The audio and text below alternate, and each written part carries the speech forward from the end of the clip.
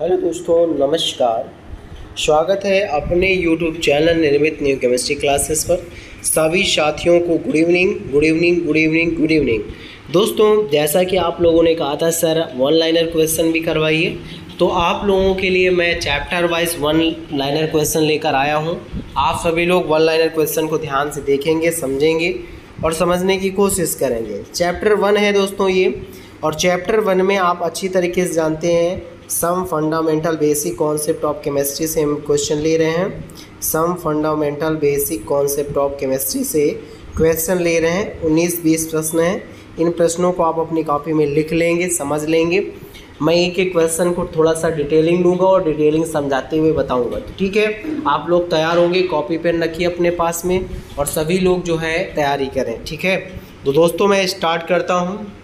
अब देखिए पहला प्रश्न क्या है उसको देखता हूँ। दोस्तों आपकी स्क्रीन पर पहला क्वेश्चन दिख रहा है, नीचे दिए गए कथन से गहन तथा विस्तीर्ण गुण छाटिए। कह रहा है 5 ग्राम के एक पीले ठोस का आकार असामान्य है। दोस्तों 5 ग्राम द्रव्यमान तथा आकार जो होगा विस्तीर्ण गुण एक्सटेंसिव प्रॉपर्टीज़ में हो। एक होता है इंटेंसिव और एक होता है एक्सटेंसिव। दोस्तों इंटेंसिव का मतलब होता है गहन, गहन का मतलब जो अंदर के गुणों का अध्ययन करे, और एक्सटेंसिव का मतलब होता है जो बाहर के गुणों का अध्ययन करे। मैं अगर बात करूं तो यहाँ पर जबकि रंग पीला, जो पीला रंग है ये गहन गुण होगा दोस्तों, और एक्सटेंसिव प्रॉपर्टीज इसका आकार आ जाएगा 5 ग्राम द्रव्यमान तथा आकार विस्तीर्ण गुण में होगा, जबकि रंग पीला जो है गहन गुण है। आगे चलते हैं। निम्नलिखित, हाँ दोस्तों आप लोग स्क्रीनशॉट लेते जाइएगा ताकि आपको दिक्कत ना हो। दूसरा प्रश्न है, निम्नलिखित के लिए एक शब्द लिखिए। पहला कह रहा है तत्व को प्रदर्शित करने के लिए प्रयोग किया गया संकेत। दोस्तों अगर तत्व, किसी भी तत्व को प्रदर्शित करना, जैसे बाय द वे हमें हाइड्रोजन को प्रदर्शित करना है तो H से, कार्बन को प्रदर्शित करना है C से, ऑक्सीजन को प्रदर्शित करना है O से, नाइट्रोजन को प्रदर्शित करना है N2 से, कार्बन डाइऑक्साइड को लिखना, मतलब एक प्रकार से किसी भी तत्व को प्रदर्शित करने के लिए तो संकेत जो होता है दोस्तों उसको हम बोलते हैं प्रतीक। क्या बोलते हैं? प्रतीक। तो पहले का आंसर होगा तत्व को प्रदर्शित करने के लिए प्रयोग किया गया संकेत प्रतीक होता है। क्या होता है दोस्तों? प्रतीक होता है। चलिए आप नोट कर रहे होंगे, आगे चलते हैं। छोटे प्रश्न लेकिन बहुत इंपॉर्टेंट है दोस्तों। कह रहा है परमाणु द्रव्यमान मापने की इकाई। दोस्तों परमाणु द्रव्यमान मापने की इकाई को बोलते हैं परमाणु द्रव्यमान इकाई। क्या बोलते हैं? एटॉमिक मास यूनिट, संक्षेप में AMU। क्या कहते हैं? AMU। परमाणु द्रव्यमान मापने की इकाई क्या होती है? AMU, atomic mass unit. यौगिक को प्रदर्शित करने के लिए प्रयोग किया गया संकेत। दोस्तों आपकी जानकारी के लिए बता दूं, अगर यौगिक को प्रदर्शित करना है तो यौगिक कैसे बनता है? जब हम 2 या 2 से अधिक तत्वों को जब एक निश्चित अनुपात में मिलाते हैं तो यौगिक बनता है। जैसे H2O एक यौगिक है, इसमें हाइड्रोजन और ऑक्सीजन के बीच में एक निश्चित अनुपात होता है 1:8 का, तब यौगिक बनता है। दोस्तों यहाँ कह रहा है यौगिक को प्रदर्शित करने के लिए प्रयोग किया गया संकेत। दोस्तों मैंने H2O लिखा, तो H2O क्या हो सकता है? यहाँ पे H2O एक आपका सूत्र है, जल का सूत्र होता है, तो यहाँ पर इसका संकेत का नाम होगा सूत्र। क्या नाम होगा? सूत्र। किसी यौगिक में उपस्थित परमाणुओं की संख्या को क्या कहते हैं? जैसे है दोस्तों कुछ यौगिक एक परमाणु होते हैं। दोस्तों कुछ यौगिक क्या होते हैं? एक परमाणु होते हैं। कुछ यौगिक द्विपरमाणुविक होते हैं, कुछ यौगिक त्रिपरमाणु होते हैं। एक परमाणु में अक्रिय गैसें जैसे हीलियम हो गया, नियान हो गया, आर्गन हो गया, क्रिप्टान हो गया, जीनान हो गया, रेडान हो गया, ये एक परमाणु है। द्विपरमाणु परमाणु में सॉरी दोस्तों, द्विपरमाणु में हाइड्रोजन हो गया, ऑक्सीजन हो गया, नाइट्रोजन हो गया, त्रिपरमाणु में ओजोन हो गया, ये सब इस तरीके से होते हैं। कह रहा कि किसी यौगिक में उपस्थित परमाणुओं की संख्या क्या बताती है दोस्तों? तो मैं आपको बता दूं, परमाणुकता बताती है। क्या बताती है? परमाणुकता। नोट करते जाइए। सभी साथियों को good evening, good evening, good evening. जितने भी साथी आते जा रहे हैं, जुड़ते जा रहे हैं, सेशन को लाइक शेयर सब्सक्राइब करते जाए, चैनल को सभी साथियों को ज़्यादा से ज़्यादा शेयर करना है आप क्लास को जब ज़्यादा से ज़्यादा शेयर करते हैं तो मनोबल और बढ़ता है, पढ़ाने की और इच्छा होती है। दोस्तों अगर क्लास शेयर ही नहीं होती तो लगता है कि हमारे सभी साथी पढ़ना नहीं चाह रहे हैं। मैं आपकी जानकारी के लिए बहुत बड़ी खुशखबरी बता दूं दोस्तों, मैं 1 जुलाई से आपके लिए फिर से मैं शिखर बैच की स्टार्टिंग कर रहा हूं और शिखर बैच में मैं अलग अलग अध्यापकों के द्वारा मैं आपको अलग अलग विषय की पढ़ाई करवाऊंगा, जिसमें physics, chemistry, math, bio, English, Hindi की क्लासें मिलेंगी। आपको बता दें सारे सब्जेक्टों की क्लासें एक ही चैनल पर मिल जाएंगी, आपको इधर उधर भागने की ज़रूरत नहीं है। दोस्तों आपकी पूरी कोचिंग क्लासेस यहीं पर मिलेगी, आपको अलग से पैसे बर्बाद करने की ज़रूरत नहीं है। उम्मीद करूंगा मैं 1 हफ्ते के अंतर्गत मैं कोशिश कर रहा हूं कि इसी 1 हफ्ते के अंदर आपका प्ले स्टोर पर अपना ऐप बन जाए निर्मित न्यू केमिस्ट्री क्लासेस करके। तो उस ऐप के द्वारा भी मैं आपको कुछ पेड बैच चलाऊंगा। जो साथी पेड बैच पे करके पढ़ाई करना चाहेंगे उनको पेड बैच भी मिलेंगे, तो आप लोग वहाँ पे भी अपना पेड कुछ फीस, बहुत ही न्यूनतम फीस रखेंगे दोस्तों, और उस फीस के माध्यम से मैं आपकी क्लासें वहाँ पर निरंतर दूंगा। तो ये ध्यान रखिएगा दोस्तों, आप सभी लोग जुड़े रहिए इसी तरीके और अपने साथियों को बताइए कि अब इधर उधर कहीं भागने की ज़रूरत नहीं है। आप एक एक कोचिंग के लिए कितना पैसा बर्बाद करते हो दोस्तों। अगर आप एक कोचिंग कहीं पढ़ने जाते हो तो उसके लिए मिनिमम, अगर मैं मिनिमम मान के चल रहा हूँ तो 300 रुपये फीस 1 सब्जेक्ट की होती है। यदि मैं कुछ ना कहूँ, अगर आप 4 सब्जेक्ट पढ़ रहे हो हिंदी को छोड़ कर के, तो 1200 रुपीज़ आपका पर मंथ कोचिंग में जाता है दोस्तों। यहाँ पूरे ईयर का अगर पैकेज बनेगा भी, अभी तो मैं फ्री दे रहा हूँ, बिल्कुल फ्री, अभी कोई पैसा नहीं, इस समय बिल्कुल फ्री क्लासें आपको दे रहा हूँ। लेकिन जब मैं टीचरों को रखूँगा अपने साथ में तो उनको कुछ पे करना पड़ेगा दोस्तों। तो बहुत ही न्यूनतम फीस मैं रखूँगा, वो भी ऐप के थ्रू, जिसमें आपको PDF भी मिलेगी, आपको नोट्स भी मिलेंगे, प्रैक्टिस सेट भी देने को मिलेंगे, टेस्ट भी देने को मिलेंगे समय समय से। उसमें तो बहुत सारा कुछ हो जाएगा, लेकिन दोस्तों उसमें सिर्फ मैं एक कोशिश ये करूँगा, पूरी 1 साल की फ़ीस 999 या फिर इससे भी कम भी रख सकता हूँ, 899, या फिर और देख करके समय जैसा भी होगा, जैसा भी मैनेज होगा टीचरों के अकॉर्डिंग आपके लिए प्रोवाइड करवाया जाएगा दोस्तों। तो आप सभी लोग ज़्यादा से ज़्यादा लोगों तक इस चैनल को बताएं, ज़्यादा से ज़्यादा साथियों को जोड़ें, ताकि आपको इधर उधर भटकने की ज़रूरत ना पड़े दोस्तों। धीरे धीरे आपके लोगों की मदद से ये प्लेटफॉर्म पूर्णतः डिजिटल हो जाएगा। वो दिन दूर नहीं जब अपने भी चैनल पर डिजिटल बोर्ड लगा होगा दोस्तों। अभी डिजिटल बोर्ड नहीं है, कोई बात नहीं है दोस्तों, डिजिटल बोर्ड आज नहीं तो कल डिजिटल बोर्ड भी हो जाएगा, कोई बड़ी बात नहीं है। बट जिस दिन डिजिटल बोर्ड हो जाएगा उस दिन निर्मित न्यू केमिस्ट्री क्लासेस, मुझे लगता है उसके पहले आप लोगों के प्यार और सहयोग से शिखर पर होगा।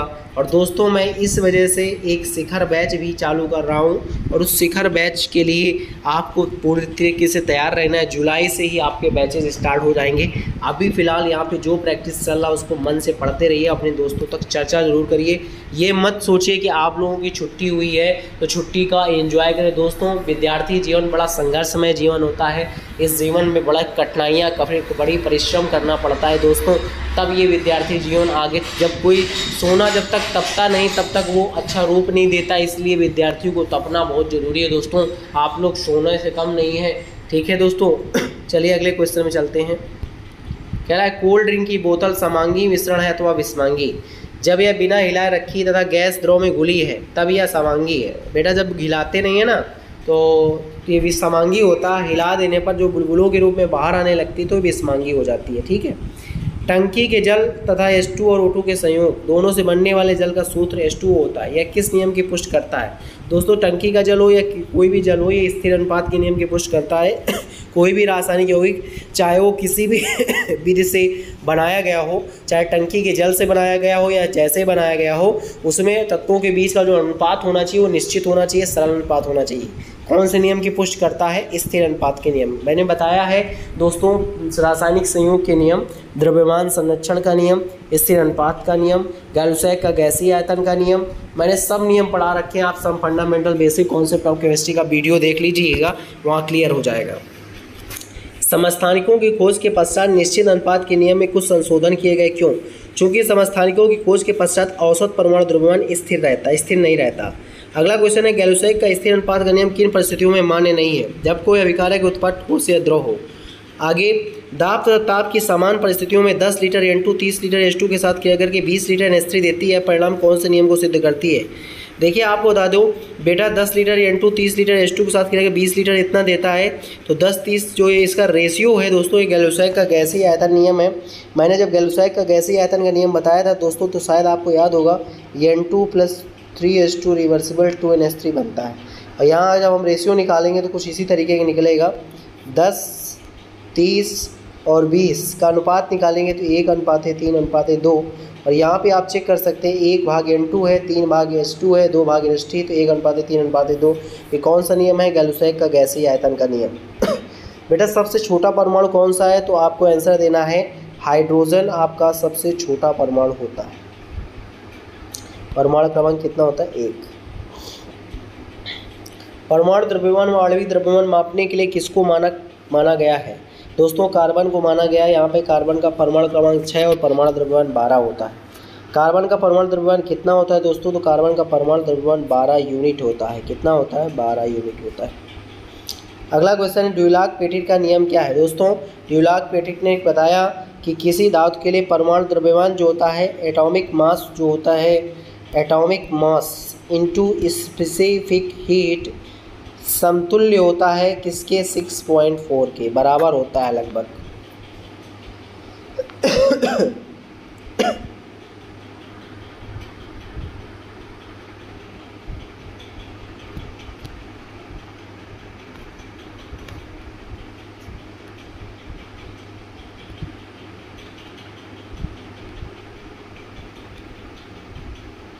चलिए H परमाणु का द्रव्यमान कितना होता है दोस्तों? तो H का परमाणु द्रव्यमान 1.008 होता है।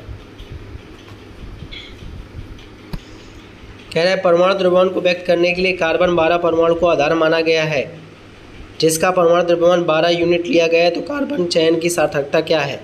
तो इस पैमाने के सापेक्ष अधिकता तत्वों के परमाणु द्रव्यमान पूर्णांक अथवा लगभग पूर्णांक होते हैं। आगे क्वेश्चन कह रहा है 35 क्लोरीन का 37 क्लोरीन का समांगी समस्थानिकों का मिश्रण है, यदि इसका औसत परमाणु द्रव्यमान इतना है, इसमें क्या सूचना प्राप्त होती है? दोस्तों सीधी सी बात है, एवरेज है, तो यहाँ पे रेशियो बता रहा है कि 3:1 का मिश्रण है।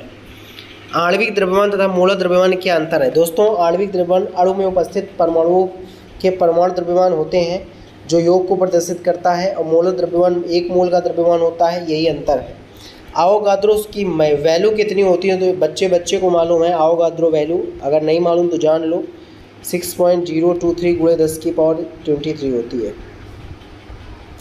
किसी पदार्थ के 1 मोल में कितने अणु होते हैं? दोस्तों किसी पदार्थ के 1 मोल में 6.023 किसी पदार्थ के 1 मोल में 6.023 × 10⁻23 अणु होते हैं। शब्द मोल का प्रयोग किसने किया? दोस्तों सॉरी खांसी आ रही है बेटा। मोल शब्द का प्रयोग वैज्ञानिक ओस्टवाल्ड ने किया था। मोल शब्द का प्रयोग किसने किया था? ओस्टवाल्ड ने किया था। प्रत्येक के 2 उदाहरण दो। सांद्रता इकाई जो ताप पर निर्भर करती है। दोस्तों सांद्रता ऐसी कौन सी सांद्रता है जो ताप पर निर्भर करती है? तो दोस्तों मोलरता या द्रव्यमान आयतन प्रतिशत, या सांद्रता जो ताप पर निर्भर नहीं करती वो मोललता होती है, द्रव्यमान प्रतिशत या मोल प्रभाज होता है। अगला क्वेश्चन है निम्नलिखित में गहन गुण और विस्तृत गुण छाटिए। दोस्तों गहन गुण देखिए, इसमें विकल्प दिया है C-D-E-F। सी गहन गुण में ताप जो आपका टेम्परेचर होता है गहन गुण में आता है, क्वथनांक जो होता है गहन गुण में आता है, घनत्व हो गया, अपवर्तनांक हो गया, ये गहन गुण में आता है, जबकि आयतन और क्षेत्रफल विस्तीर्ण गुण होते हैं। गहन गुण निकाय के आकार पर निर्भर करते हैं, योगात्मक नहीं होते। विस्तीर्ण गुण निकाय के आकार पर निर्भर करते तो हैं, लेकिन इनके अलग अलग गुण होते हैं, ये बाहरी गुण को प्रदर्शित करते हैं। इस तरीके से गहन गुण विस्तीर्ण गुण के बारे में भी आप लोगों ने जाना। दोस्तों मैं आपकी जानकारी के लिए बता दूं कि आपका some fundamental basic concept of chemistry का जो ये चैप्टर है, इसके 199 क्वेश्चन मैंने यहाँ पे मोस्ट इम्पॉर्टेंट क्वेश्चन चर्चा कर दिए हैं। आपको बता दूं दोस्तों 1 जुलाई से आपके बैच अच्छे से स्टार्ट हो जाएंगे, जिसमें आपको सारी क्लासें कोशिश करेंगे, सारी क्लासें मिलें। और आप लोग बस इतना काम करिए कि ज़्यादा से ज़्यादा दोस्तों तक क्लास को शेयर करिए, ज़्यादा से ज़्यादा लोगों तक चर्चा करिए, ताकि ये चैनल की जो है महत्वाकांक्षा जो है दूर दूर तक फैल जाए। दोस्तों आपने देखा ही है कि अपने चैनल से बहुत सारे बच्चों ने बहुत अच्छे अच्छे मार्क्स हासिल किए हैं। अभी मैं आपकी जानकारी के लिए बता दूं, हमारे बलरामपुर से एक छात्र अदर डिस्ट्रिक्ट, मैं फ़तेहपुर डिस्ट्रिक्ट से हूं, और वो छात्र कहां का है, वो छात्र दोस्तों बलरामपुर डिस्ट्रिक्ट से है। और बलरामपुर डिस्ट्रिक्ट से अदर डिस्ट्रिक्ट की मैं बात कर रहा हूं, यहाँ फ़तेहपुर से काफ़ी दूर है। शिशिर मिश्रा जी ने 90 अंक हासिल किए।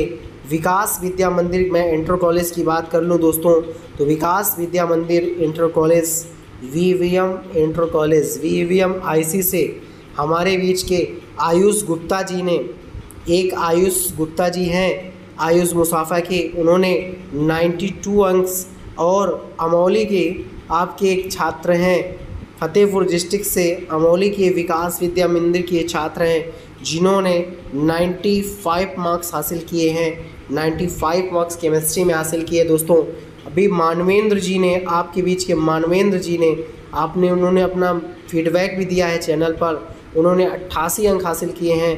अभय शुक्ला जी ने 88 अंक हासिल किए हैं। तो यहाँ पर पढ़ने वाले 100+, मैंने अभी तक सर्वे किया, मैं सभी बच्चों का नाम नहीं ले पा रहा हूँ, यहाँ पे माफ़ी चाहता हूँ उनसे जिनका नाम नहीं ले पा रहा हूँ लेकिन मैंने जो सर्वे किया है उसमें मेरे सर्वे के आधार पर अपनी कोचिंग के, अपने चैनल के लगभग 100 से अधिक बच्चों ने 90+ मार्क्स की स्कोरिंग की है। हमारे सब्जेक्ट केमिस्ट्री में 90+ की स्कोरिंग की है। बाकी 80 से 90 तक के छात्र जो हैं वो 200 से भी अधिक हैं, 200 से प्लस होंगे। और 75 से लेकर के 100+ 1000 स्टूडेंट्स ने पार्टिसिपेट किया है। तो दोस्तों ये बड़ी खुशखबरी है, बड़ी उपलब्धि है। मैं बहुत जल्द इसका पूरा सभी बच्चों का एक प्रोफार्मा तैयार करके अपने YouTube चैनल पे ज़रूर लगाऊंगा और सभी की फ़ोटो सहित, मार्क्स सहित, रोल नंबर सहित सब चीज़, मतलब सारी चीज़ अंकित करूंगा और अपने YouTube की कम्युनिटी में उनको पोस्ट करके दिखाऊंगा। और आप लोग उनका रोल नंबर जाके डाल के चेक करिएगा कि मैं ऐसे ही कह रहा था कि सही बात है कि गलत बात है, सारी चीज़ें क्लियर होंगी दोस्तों। तो आपको ये जानकारी के लिए बता दूं, nothing is impossible in this world, इस संसार में कुछ भी असंभव नहीं है दोस्तों। बट आपको उसके लिए बड़ी मेहनत करने की ज़रूरत है, लगन लगाने की ज़रूरत है दोस्तों। जब तक आप लोग लगन नहीं लगाएंगे तब तक जीवन में कुछ कर नहीं पाएंगे। इसलिए मैं आपसे दोस्तों से निवेदन करता हूं कि अपने लक्ष्य को पाने के लिए पूर्ण शिद्दत से लग जाओ। और जब किसी चीज़ के लिए पूर्ण शिद्दत से लग जाते हैं तो वो चीज़, उसको क़यामत भी पीछे लग जाती है मिलाने से। या आप लोगों ने सुना होगा दोस्तों, मैं तो ज़्यादा जानता नहीं हूँ लेकिन सुनी सुनाई मैं भी बात बोल रहा हूँ दोस्तों। आप सभी लोग हमारा अगर साथ देंगे, हम आपका साथ ज़रूर देंगे।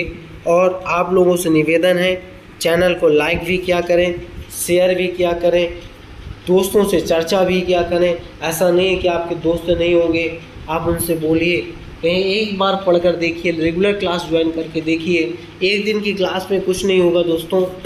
मानते हैं कि मेरे चैनल पर अभी उस तरीके का डिजिटलिंग क्लास नहीं दे पा रहे हैं, लेकिन कुछ दिन दूर हैं, वो भी व्यवस्था हो जाएगी और आपको वैसे भी क्लास मिलेगी दोस्तों। अभी के लिए मुझे लगता है कि आपके क्वेश्चन कंप्लीट हो चुके हैं, तो क्लास को मैं यहीं पे समाप्त करूंगा और फिर से कल अगले चैप्टर के परमाणु संरचना के 1 लाइनर क्वेश्चन के साथ में मैं इसी समय पे आपसे पुनः मुलाकात करूंगा। तब तक के लिए सभी साथियों को गुड नाइट, शुभ रात्रि। गुड नाइट भाई, सभी लोगों का जो है रात्रि बढ़िया गुजरे और आप लोगों का जीवन सफल हो दोस्तों, यही ईश्वर से कामना है दोस्तों। मैं गॉड से यही प्रे करता हूँ कि आप लोग दिन दुगनी रात चौगुनी तरक्की करें दोस्तों। अब जो है मैं लास्ट में ये बात कहना चाहूँगा दोस्तों, यहाँ पर नाम नहीं ले पाए तो परेशान न होइए। 1 लाइनर क्वेश्चन जब तक चलेंगे नाम नहीं ले पाएंगे दोस्तों। गुड इवनिंग सभी लोगों को, गुड इवनिंग। बस शेयर कर दीजिएगा क्लास को। गुड नाइट भाई, गुड नाइट।